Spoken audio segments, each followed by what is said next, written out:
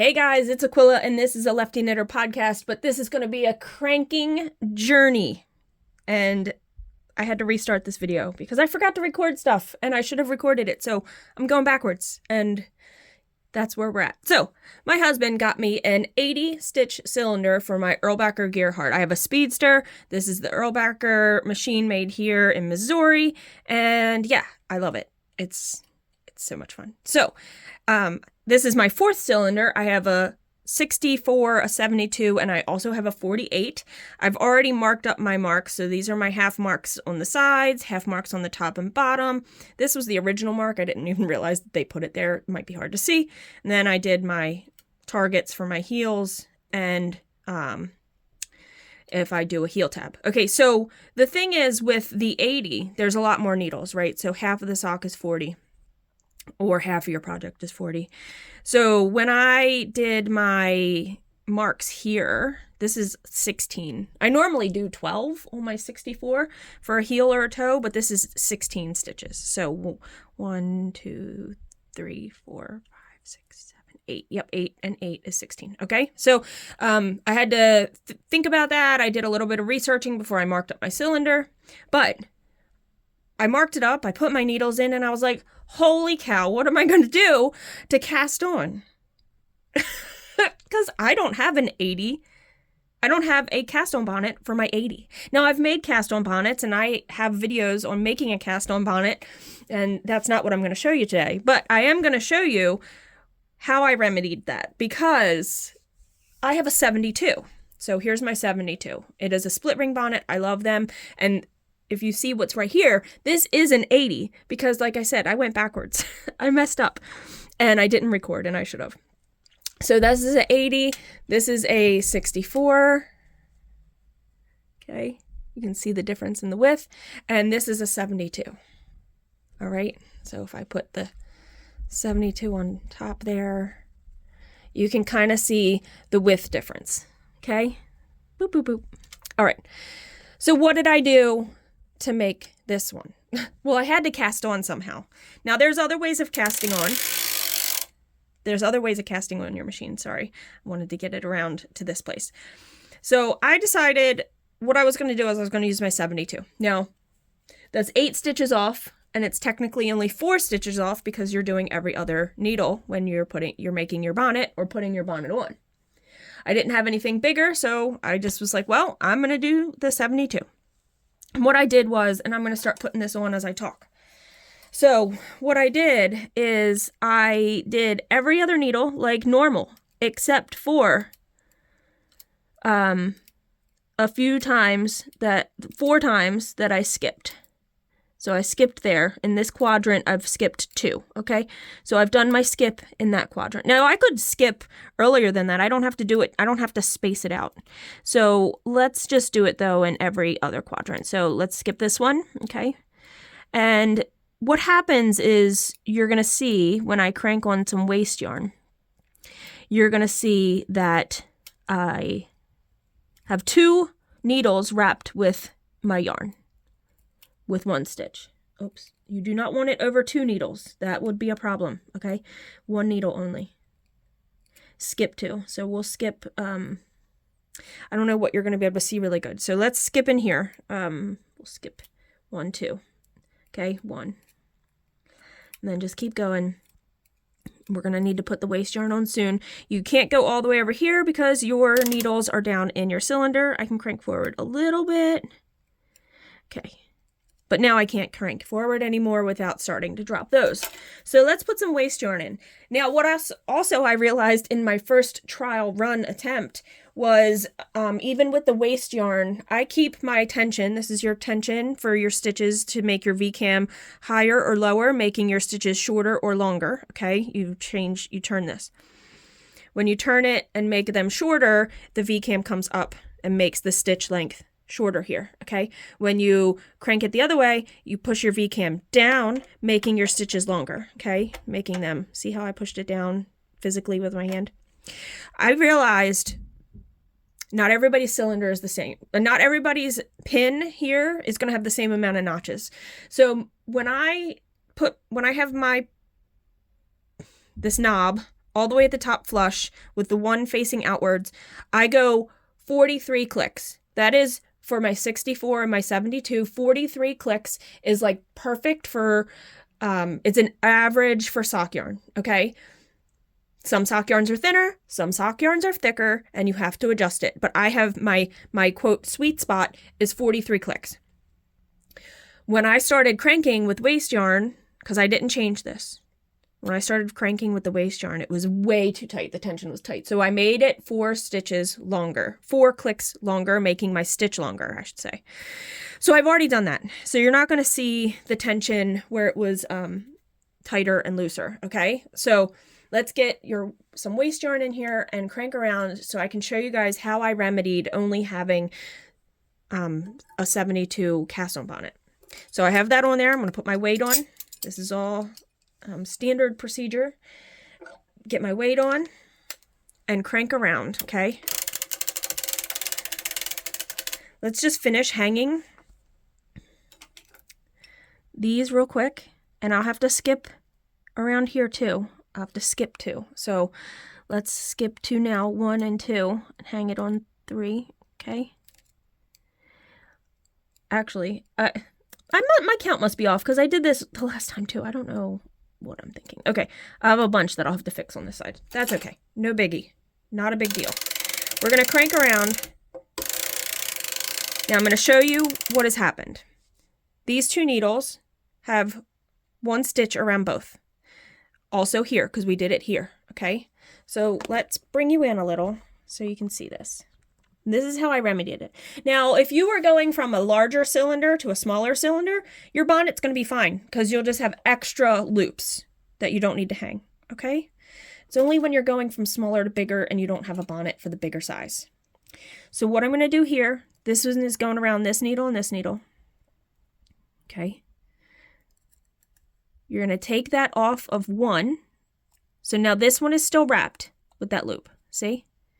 But I'm going to take this bar and wrap it around the other. So now both of my needles have a stitch on them, okay? We're going to do the same thing here.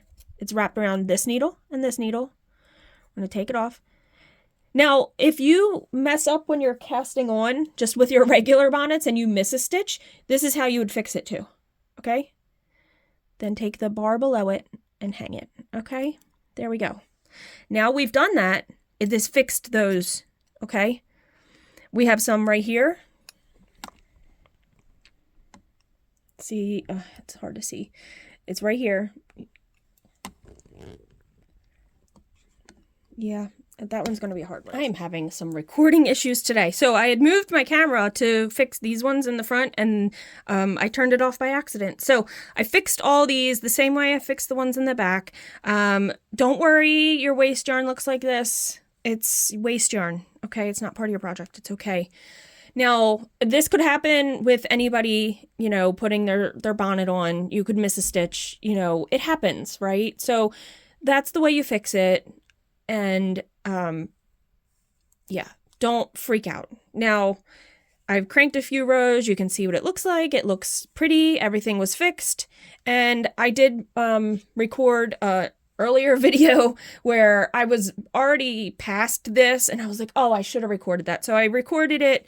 I do show a little bit of putting these on. I talk a little bit about the cylinder again. I'm not quite sure how I'm going to edit that part, but if I have any clips from that, I will put them at the end of this video.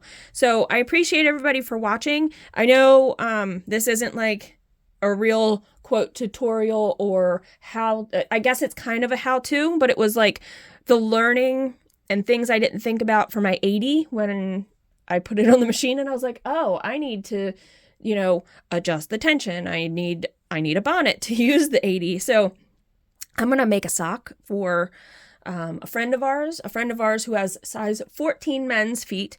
I don't know if it's going to be like way too big. I'm not sure. We're going to attempt it, okay? And if it goes well, I think I'm going to be I have 2 people in my life who have one is 14 and I'm not sure of the size of the other person's foot, but one of the people I know wears compression socks, and I think this could be an option, because not to say their leg's wider. Okay, their leg is wider, their foot is wider, their foot is just bigger in general. So I feel like the 80 stitch might be a solution to making some socks for these people in my life. And I really hope it works out. So thank you guys for watching. If there's anything that was salvageable from the first video, I'll put it in here. But yeah, thank you for taking your time to, work through my thought process for the 80 stitch cylinder.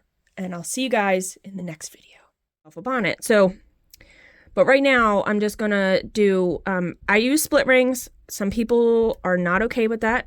I don't mind it. So what I just did is I lifted up the one, this is where you would do the picot. So when you do a picot, you're just taking every other stitch and moving it to its neighbor, usually in the same direction. So if you're moving, this is 1 and 2, you move 2 to 1, 4 to 3, 6 to 5, 8 to 7, okay? And that makes a picot. And then you hang it. So you would crank 20 rows, do a picot, hang 20 more, and then hang your thing, and then you have the picot edges. It's the same thing, except you're putting on split rings. So I'm putting a split ring under the odd number needle, and then taking the even next to it, the next needle, and putting it on top like that. So now both stitch 7 and 8, I don't know if that's 7 and 8, but that one and that one are both under on top of the ring, my split ring, and then you put your split ring to the back. So when you crank, you're not cranking on your needle. You don't want to do that. So I'll just do a couple more, and then the next clip you'll see is I'm gonna finish my bonnet, but then I will go back and show you guys how I cast on so I could even get to cranking on my 80 with only a 72 stitch bonnet. So we'll do a couple more. So you lift it up, you grab a split ring, you put it on your needle, put the stitch back on, go to its neighbor, take it off, and put it on the same one with the split ring. Bring your split ring to the back. Okay, hey everybody, I just wanted to pop back on here. I finished cranking the socks on the 80 stitch cylinder. I have not closed the toe though, so I want to show you guys. These were done in Patons Kroy. I did a hung hem. I did not do a deep heel or anything, but I mean, it's a pretty big sock. It's hard to probably tell. And then that is a size 14. Let me bring my camera up. Maybe that's a little better. Okay. Ignore all the junk and all the things, okay? So I didn't close the toe because I don't know if these fit, and I want to make sure they fit before I do that, because if not, I can just rip these out and use this yarn for something else. But I have a comparable sock here real quick to show you. Now this is another Patons Kroy. This is a very tall sock that I made for a friend, but this is on my 64 stitch, okay? He also has a very large foot. Let's see, compared to the 14, actually, it's probably one size smaller, right? So the 14, this is probably like a men's 13. I can't remember the size of this person's foot, but I haven't gifted that to them yet. But you can see it's that much longer, and it's also wider, and the leg should be comparable as to the foot that I just showed. So let's just real quick line that up. The side is kind of matched up. Okay. So I haven't gifted these. I want to see the recipient first, like I said, and try it on. So I just wanted to show you guys an 80 stitch sock in a men's 14. It's very large, and but I think it will be interesting to see if it works. All right. Thank you everybody for watching and commenting. And, I know this wasn't a quite traditional cranking video. Well, what really is traditional, but it wasn't really showing you like how to crank a sock. But yeah, it was just an introduction to my 80 stitch cylinder here. This little beautiful thing. These are so much fun. All right, guys, until the next video, happy cranking. Bye.